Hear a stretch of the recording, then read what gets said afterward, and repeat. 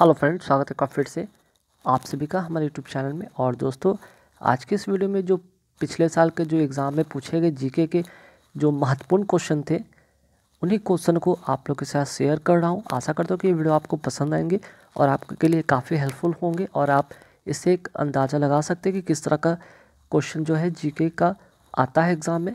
तो आप इसी तरह के क्वेश्चन को पढ़ के जाएंगे और मैक्सिमम मार्क्स गेन कर पाएंगे।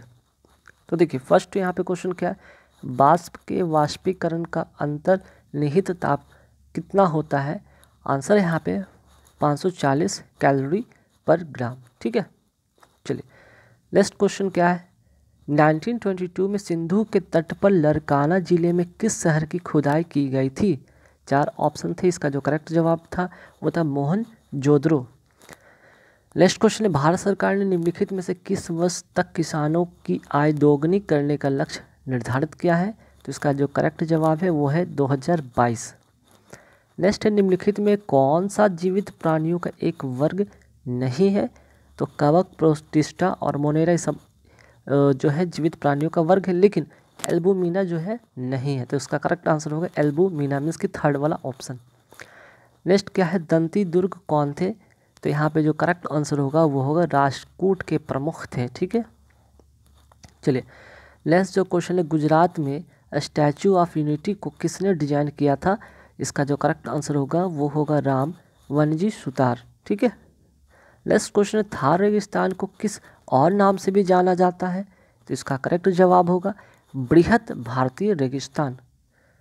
नेक्स्ट क्वेश्चन है, खासी विद्रोह किस काल अवधि के दौरान हुआ था। इसका जो करेक्ट आंसर होगा 1829 से लेकर 1833 के दरमियान ये विद्रोह हुआ था।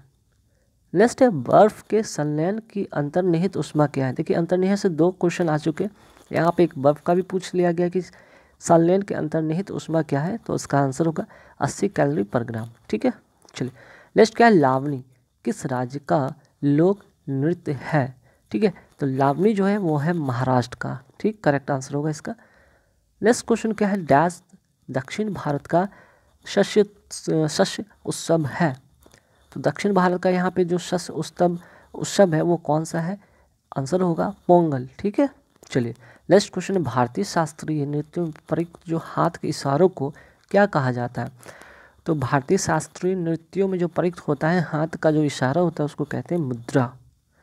नेक्स्ट क्वेश्चन क्या है, किस उपकरण के द्वारा वाहन द्वारा तय की गई दूरी को मापा जा सकता है।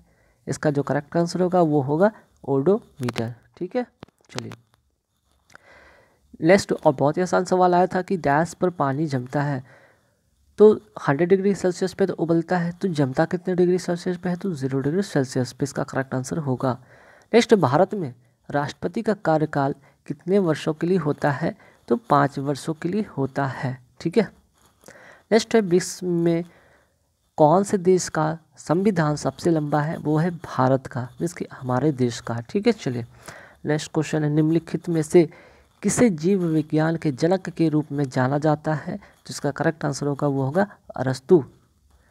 नेक्स्ट क्वेश्चन, किस गवर्नर जनरल ने यह फैसला किया कि बहादुर शाह जफर अंतिम मुगल सम्राट होंगे और उनकी मृत्यु के बाद किसी भी वंशज को राजा के रूप में नहीं मान्यता दी जाएगी।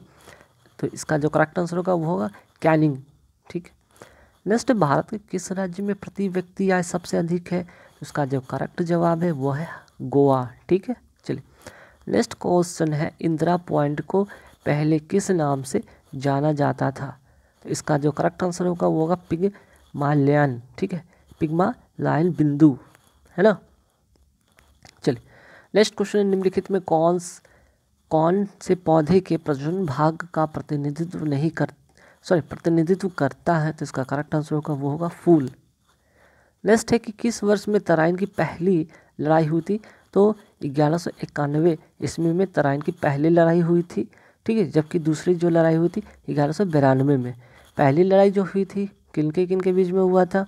यहाँ पे पृथ्वीराज तृतीय और गोरी के बीच में। ठीक है ना, मोहम्मद गोरी और पृथ्वीराज तृतीय के बीच में होता है, जिसमें कि प्रथम बार में जो हुआ था लड़ाई, इसमें पृथ्वीराज तृतीय जीत जाता है और मोहम्मद गोरी हार जाता है। लेकिन अगला वर्ष फिर से 1192 की बात हम करते हैं, फिर से इन दोनों के बीच में युद्ध होता है। अब की मोहम्मद गोरी जीत जाता है और पृथ्वीराज तृतीय हार जाता है। ठीक है, चलिए तो गाइस यहाँ पे एक और क्वेश्चन यहाँ पे देख सकते हैं, भारत की पहली विश्व कप विजेता क्रिकेट टीम का कप्तान कौन था? वर्ल्ड कप जब पहली बार भारत जीता था उस समय के जो कैप्टन थे वो थे कपिल देव। ठीक है, चलिए नेक्स्ट, निम्नलिखित राजाओं में से किसने हरिण गर्भ यज्ञ किया? इसका करेक्ट आंसर होगा दंती दुर्ग। देखिए राष्ट्रकूट से 2 क्वेश्चन आ गए हैं। ठीक है, नेक्स्ट है PMFBY का फुल फॉर्म क्या होगा?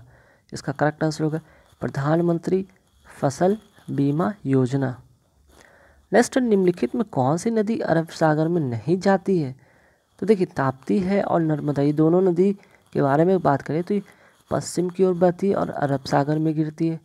सिंधु की बात करें तो ये भी अरब सागर में गिरती है। एक बच गया गोदावरी, जो कि बंगाल की खाड़ी में गिरती है। तो इसका करेक्ट जवाब होगा गोदावरी।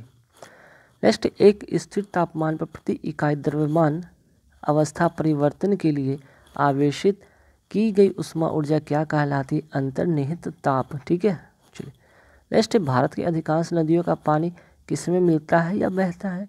तो अधिकांश जो नदी का पानी है वो बंगाल की खाड़ी में गिरती है। ठीक है, नेक्स्ट, निम्न में से किसने जीवित जीवों के लिए द्विपद नामकरण पद्धति विकसित किया? ठीक है, तो इसका जो करेक्ट आंसर होगा कैरोलस लिनियस।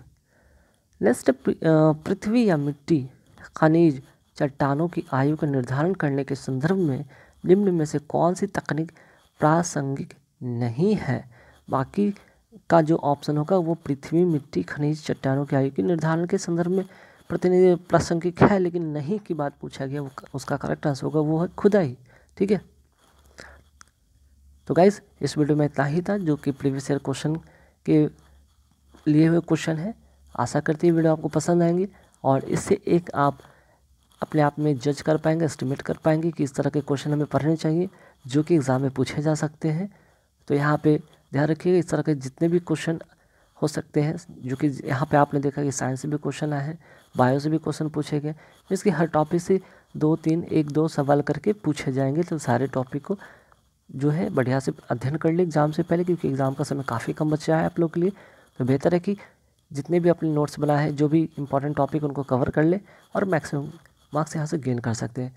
ऐसे इस वीडियो को बनाने के पीछे मकसद ये था कि क्वेश्चन का आप फॉर्मेट देख सकते हैं, क्वेश्चन का जो स्टैंडर्ड है वो आप देख सकते हैं, किस तरह के क्वेश्चन पूछे गए हैं, कहाँ कहाँ से क्वेश्चन पूछे गए हैं।